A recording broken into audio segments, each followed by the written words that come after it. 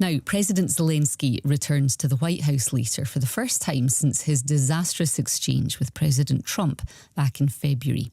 This time, though, the Ukrainian leader will be flanked by European leaders, Sir Keir Starmer, the French president, and the NATO Secretary-General Mark Rutte, among those joining him in a show of diplomatic support. They're hoping for progress in peace talks after last week's summit between Mr Trump and Vladimir Putin in Alaska failed to find a solution to the Ukraine war. Well, Andrew Levi is a former senior British diplomat who was posted to Moscow and is back with us now. Andrew, good morning. We spoke to you, of course, this time on Friday. What, first of all, have you made of what you've heard and seen since then? Good morning.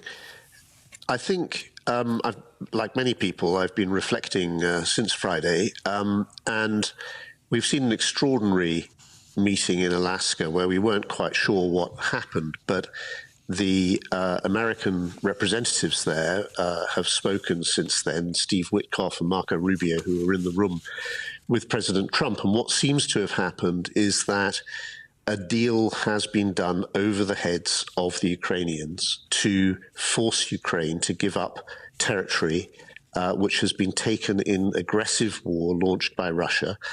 Aggressive war is a technical international legal term.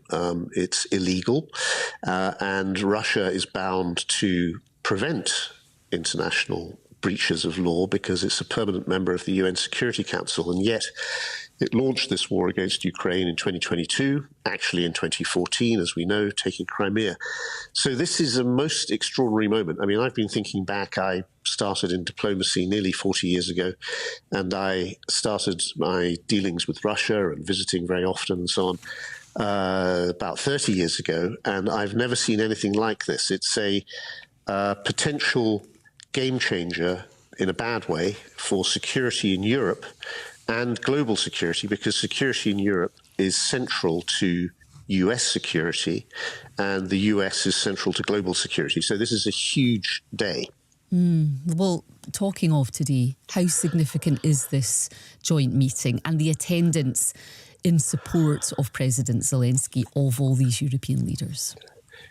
It's certainly important that the European leaders are there and that Europe, more or less collectively, although it's all a bit fragmented because of the overlapping structures in part, so European NATO versus EU, which of course is complicated by the fact that Britain left the EU, and then countries like Hungary and Slovakia who are, shall we say, thorns in the side of European unity on the question of Russia and Ukraine. But what it looks like from the reporting this morning is that President Trump will face the press in the White House. We all remember that meeting earlier in the year with Zelenskyy alone before having a meeting behind the scenes with the European leaders.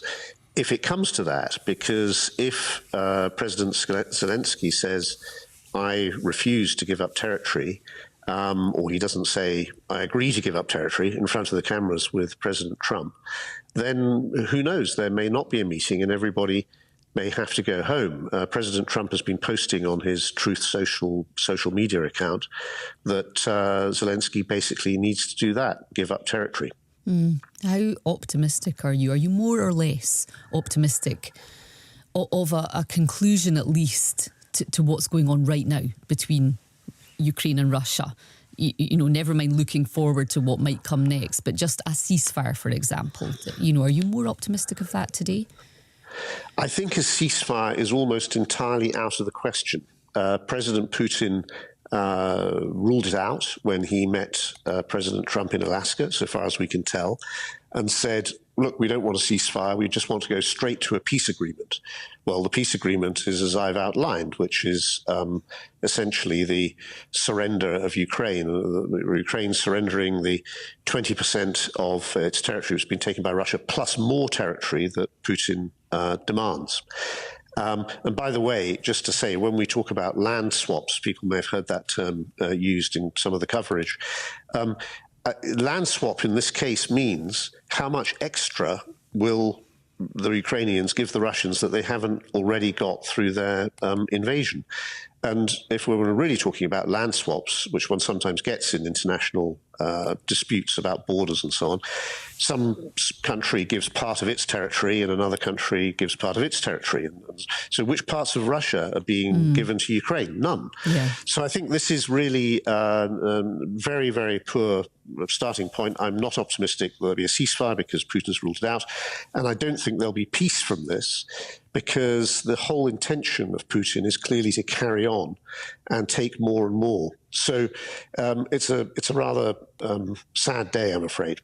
How influential will some of the personalities who are there today be? For example, Keir Starmer, do you think that he, given his, maybe you could say, better relationship with President Trump than some of the others there today, might have some more influence? Mark Rutte as well, the NATO Secretary General, who they call him the Trump whisperer, don't they? Do you think that they will ultimately be able to shift President Trump? They might. So let's be a bit more optimistic. I'm aware that I've painted a rather dark picture, but, we have to try to be realistic, unfortunately. But I think that there is a tendency, we've seen it on the part of President Trump, to be influenced by the last person he spoke to. Maybe Keir Starmer and the others can influence his thinking in a different direction. But even then, I think that the best that we've got on the table now, and this would have been unimaginable a couple of years ago, is that we, the West, NATO, whatever you would like to call it, agree that Russia gets what it's invaded. And this is a completely out of the question in international legal terms and in the history we've had of Europe ever since the Second World War, with a certain nastiness that we had, a very bad war in the Balkans in the 1990s.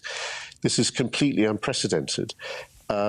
So now we're looking at the best scenario being the non-legal recognition. So we don't really legally recognize what Russia has taken, but we do de facto recognize what Russia has taken and try to put in security guarantees for a Ukraine that can still be independent, sovereign, prospering.